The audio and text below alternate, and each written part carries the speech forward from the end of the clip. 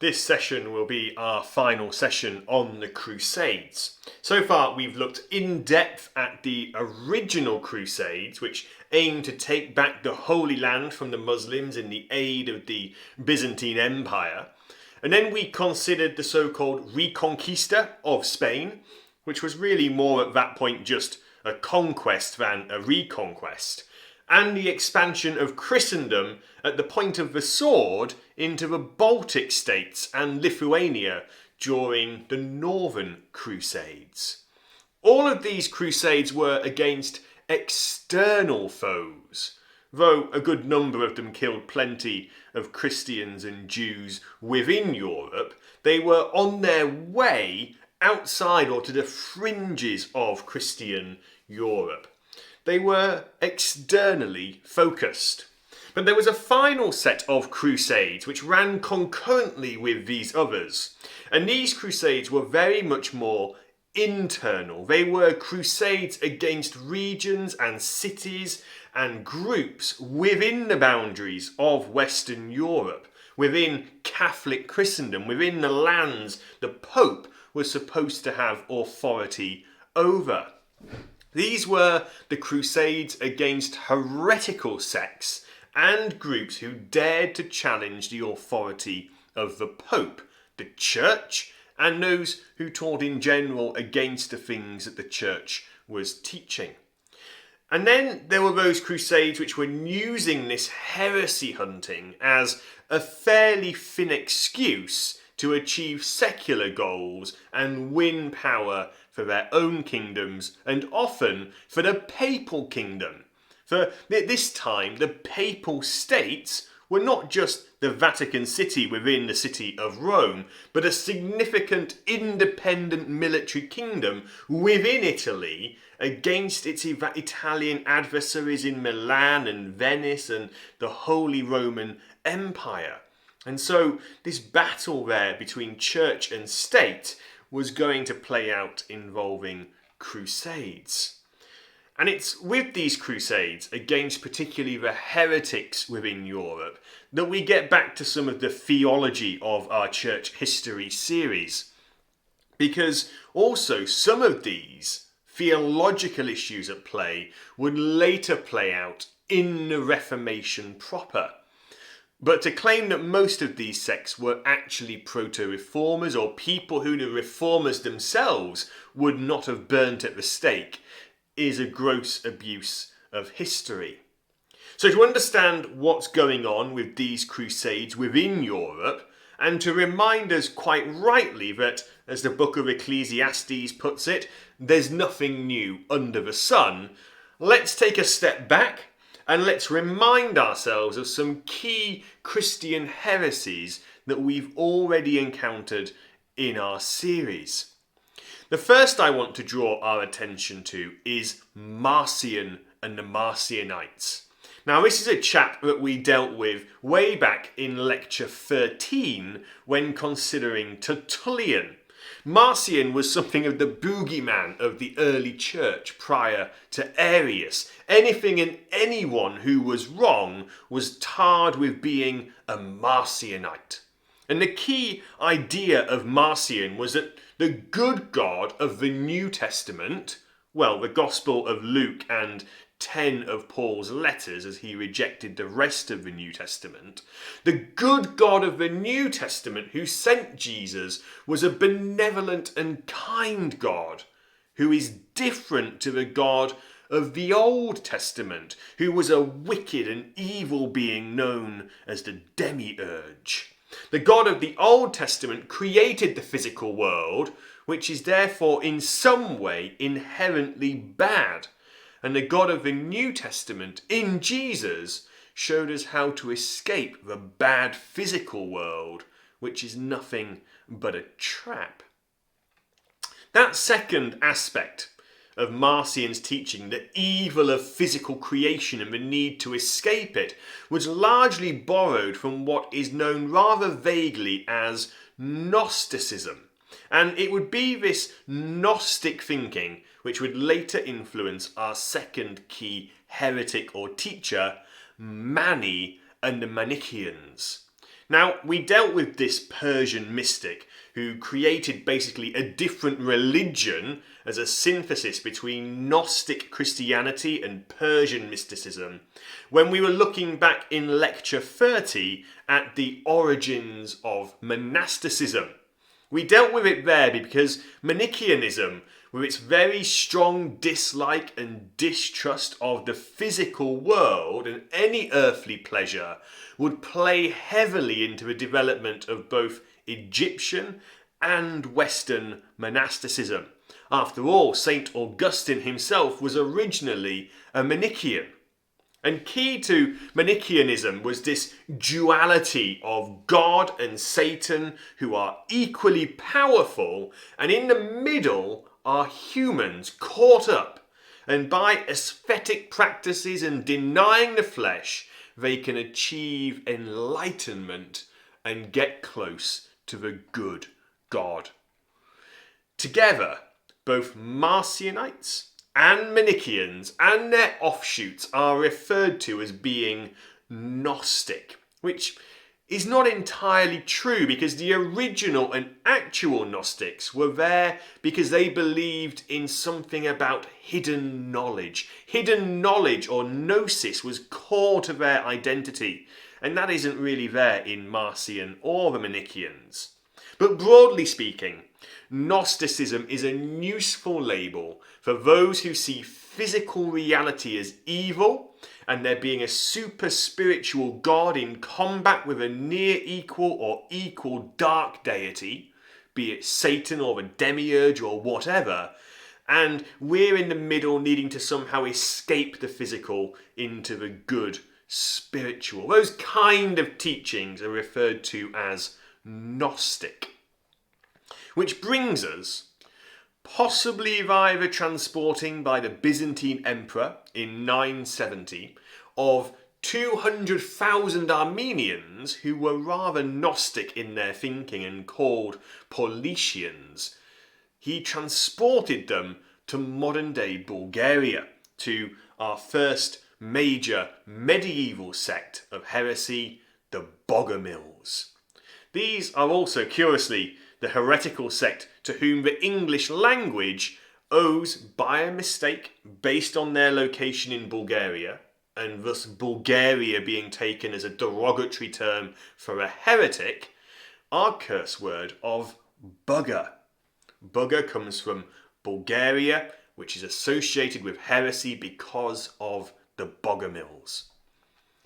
The Christianization of Bulgaria had been a slow process, and actually we'll look at it more next session when we explore the spread of Byzantine and Eastern Orthodox Christianity throughout the Balkans and into Ukraine and Russia, etc.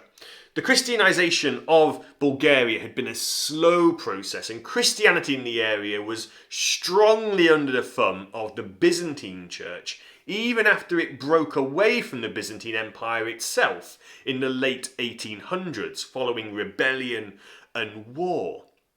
But this rebellion and war had led to a population which was heavily taxed, very poor, whose experience of Christianity was only through services done in Greek, which they didn't understand. And this led to the opportunity of a low-level, popularist religious movement to flourish. And the ideas brought in by the likes of those Paulicians soon caught fire.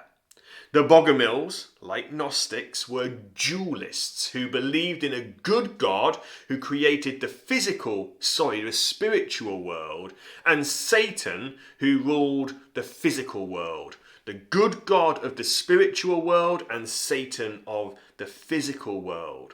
They also seem to think that actually Satan was a son of God, much like Jesus, who they believe was actually Michael and the brother of Satan. Importantly, especially to the zeal and their oppression by church authorities, these Bogomils were anarchists, and they rejected structure and hierarchy and leadership within the church as inventions of Satan, along with other inventions of Satan according to the Bogomils, such as vestments, church ceremonies and sacraments, fasting, relics, icons, monasticism, orders of ministry, and in generally anything seen as excessive or gaudy or focused on the senses. All of these were from Satan to the Bogomils. Now, the term Bogomil itself means dear to God or loved by God, and by living lives displaying this truth that they were loved by God, lives of asceticism and holiness and poverty and purity and self-denial, they were to display this to the world. And this real living of that made their attacks on the wealth and the authority of the church all the more compelling to a greatly oppressed and downtrodden people. And soon their ideas spread across Eastern Europe into Russia, and importantly by the sending out of missionaries into the West. Which takes us to the most famous of the heretical sects within the Middle Ages, the Cathars and Catharism. The exact connection and sequence of origin between the Cathars and the Bogomils is not entirely clear, but certainly as time wore on, the influence of the Bogomils was significant upon the Cathar movement, though the Cathars would actually go much further in their beliefs.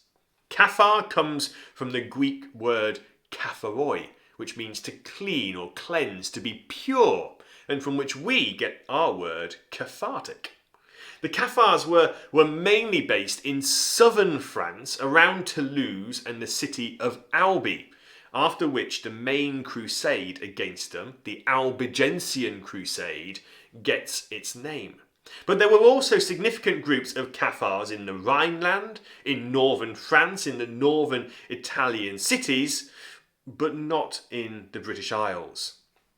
As a distinct group, the Cathars seem to date from around 1143, 1145, somewhere around that time. For the Cathars, again, very Gnostic, there were two gods.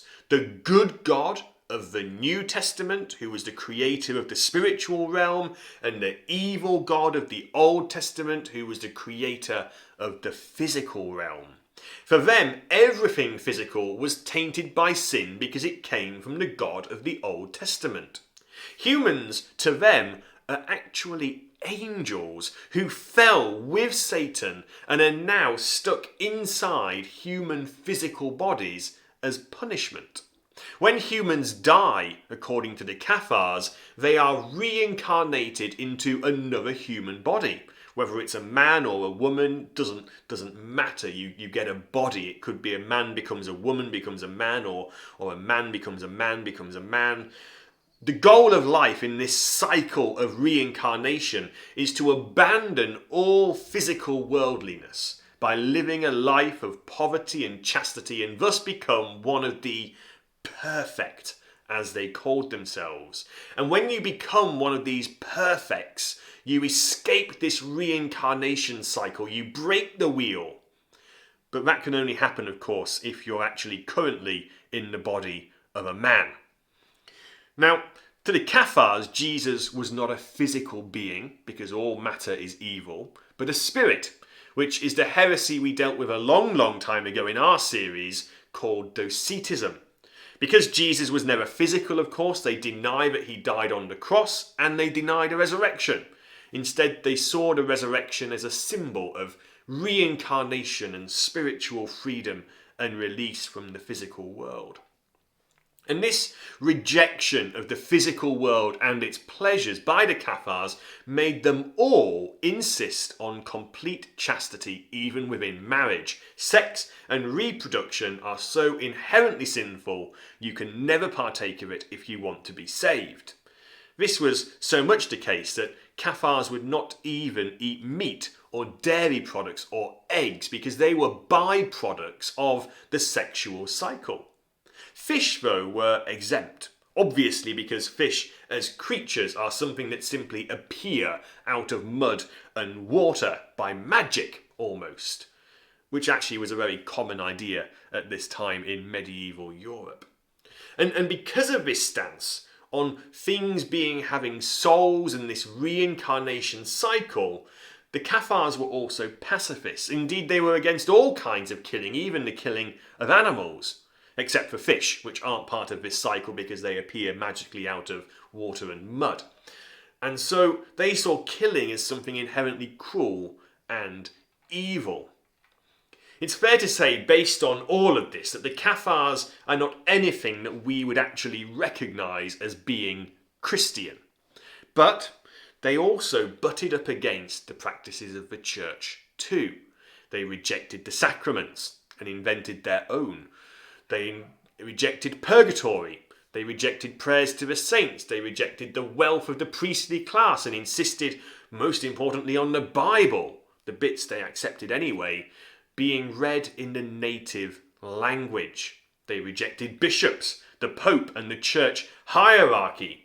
And originally they were pretty anarchist themselves, with church leadership being for anyone, male or female.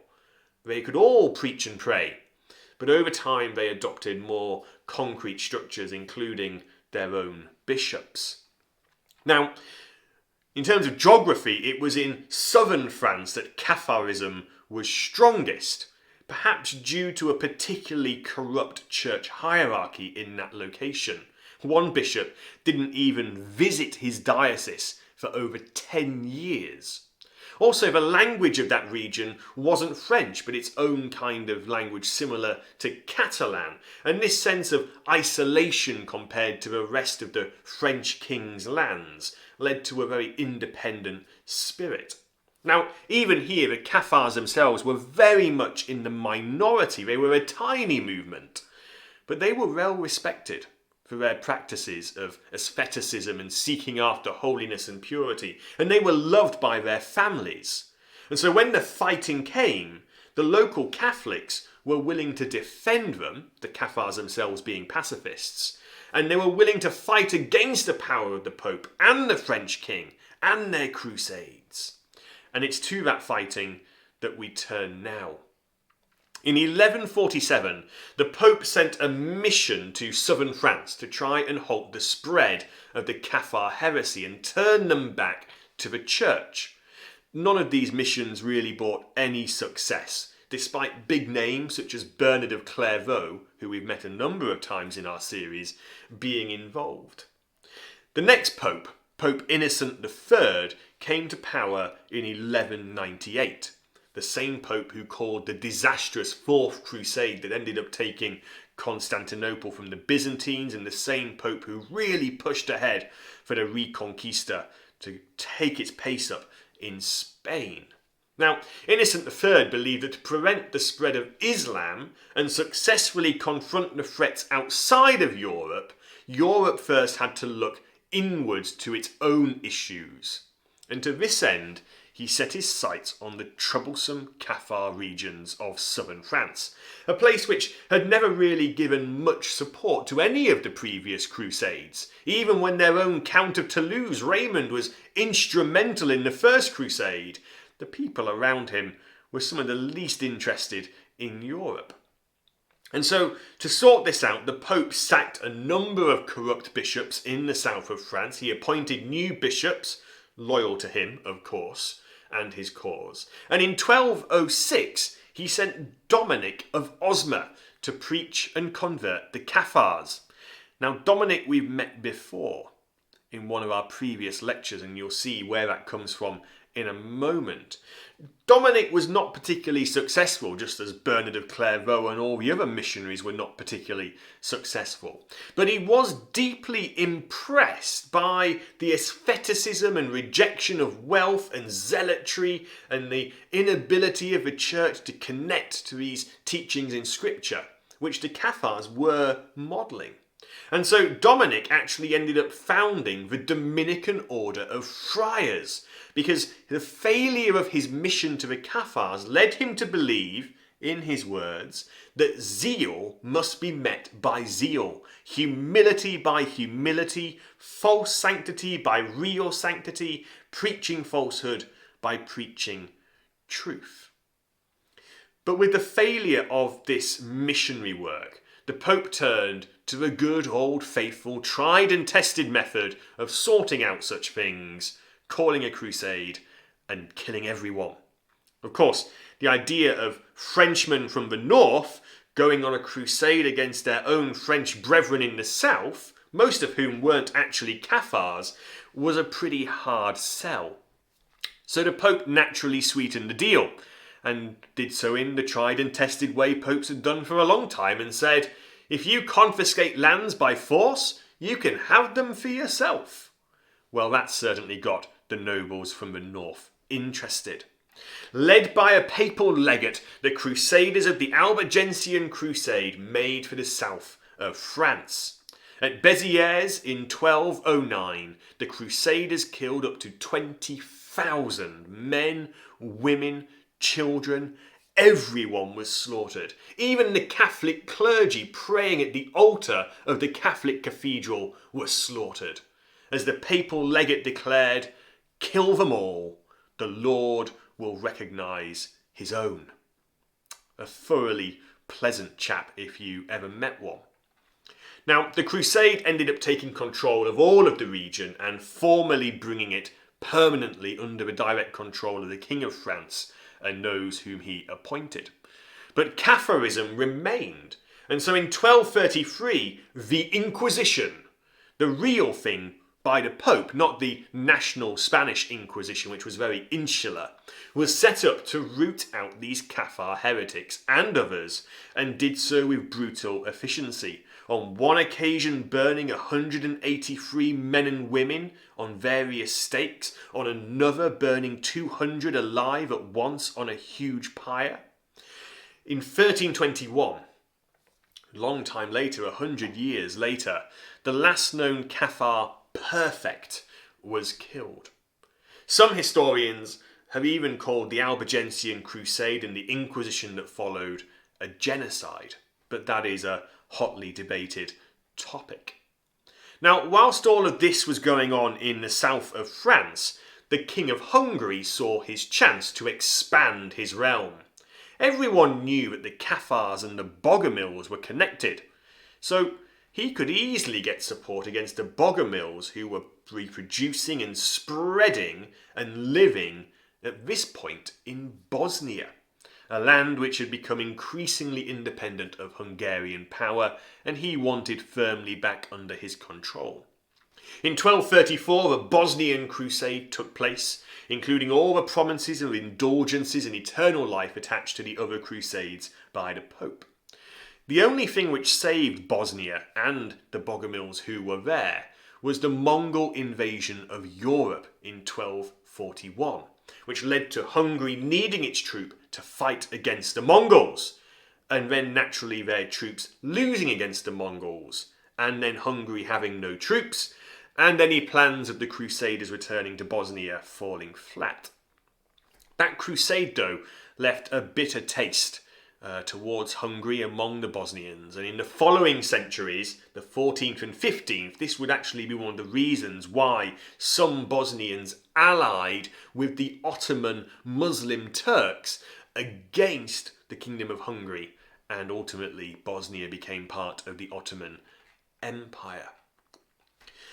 The rejection of many Roman Catholic ideas and practices by the Cathars and things, Bogomils, such as purgatory and images and veneration and prayer to and for the dead and relics and transubstantiation, as well as all the emphasis on the Bible being in the vernacular, by the Cathars at least, led to some later Protestants to try and see them as proto-reformers, as early reforming movements, kin and brethren to the reformers themselves. And it is true, actually, that the Reformation in France was not very successful, but it mainly took hold and found the most success in the south, where the Cathars had been. But the basic issue here is that the Cathars were not Christian in any meaningful sense, and so any such comparison should really be rejected as quite absurd. What remains, though, is a strong sense of rejection against papal authority, a longing for holiness and purity in life, a rejection of gaudy worship and the corruption of wealth in the church and society. And these are factors which, as we've been learning throughout this series, played into the founding of monasticism. They were present in Tertullian and others before then, the more hot Christians who didn't want to see those who abandoned the faith in the face of persecution being allowed to return to the ministry as if nothing happened. They were present with the later monastic movements in the West, the founding of the Friars, the founding of the Dominicans because of the Cathars' faith and zealotry. All of these things were present. And they'd be there again with John Wycliffe and Jan Hus, the real proto-reformers. And they'd be there in the Reformation. They'd be there later in the Methodist revival. They'd be there even today. These themes are present throughout church history, pushing up against the establishment and the more lukewarm, political, institutional, perhaps at times simply nominal Christianity around them. But there's a world of difference between that reforming holiness zeal and heresy. A case in point would be another group from around this same era, the early 1200s, who were condemned as heretics and persecuted by the church, but who, unlike the Cathars and Bogomils, were not heretics at all. These are the Waldensians, the followers of Peter Waldo, which is, I must say, a fantastic name. The followers of Waldo embraced poverty as key to achieving perfection and holiness. But that was nothing new. The friars all were doing that. But unlike the friars who were within the Catholic Church, who were subject to the Pope and the bishops, the Waldensians of northern Italy rejected the authority of the bishops and the authority of bishops to police their preaching and actions and charity and ministers. Their teaching was generally very sound. The death of Christ to forgive us our sins, the fall of man, the incarnation, the resurrection, the Trinity, a denial of purgatory, affirming the universal priesthood, thinking that things like holy water were just water, rejecting transubstantiation as nonsense, disliking pilgrimages and relics as being just wastes of money, and of course the Pope being the Antichrist. All very sound Reformation kind of things.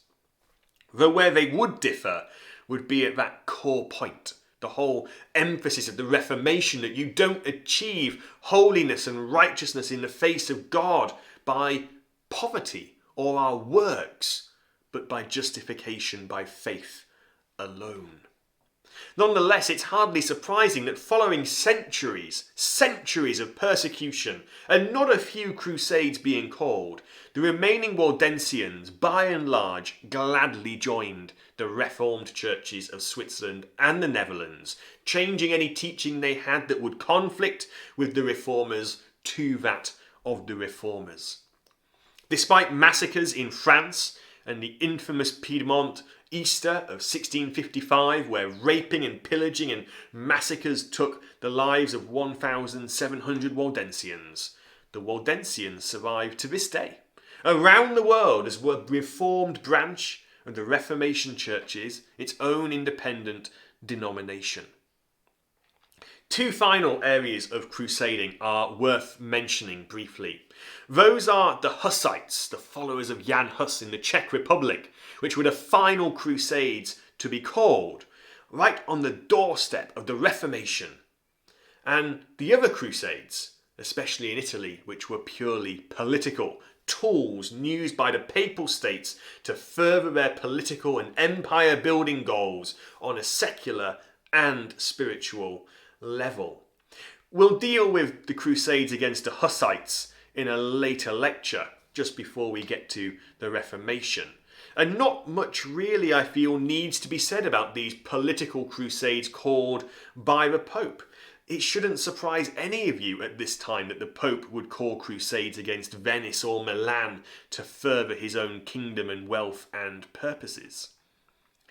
Perhaps the key thing to take away from today are that the Crusades were not only against Muslims, or even only against Muslims and pagans, but also a phenomenon within Europe against heretics and opponents of the papal states and their authority. Again, political, secular desires playing their part. The second point I would say is that Christianity in Europe in this era was not monochrome. As before, there were reforming sects. There were the hot-blooded and zealous types, some of whom managed to work within the system, some of whom rebelled against the system, and some of whom went so far beyond the system they ceased to be Christian, and the Crusaders put an end to them. And this is something we've seen played out across the first millennium of the church that we've been dealing with in our lectures so far, and one we will continue to see playing out in our future lectures and right to this very day. As I said, next time we will be looking at the expansion of the Eastern Orthodox Church into the Balkans and into the Kievan Rus of Ukraine and into Novgorod. Some things we've already touched on a bit. The Crusades against Novgorod in the north, the Balkans being under a Byzantine control today when the Bogomils show up. How did they get there? What's the story? We'll find out more next time.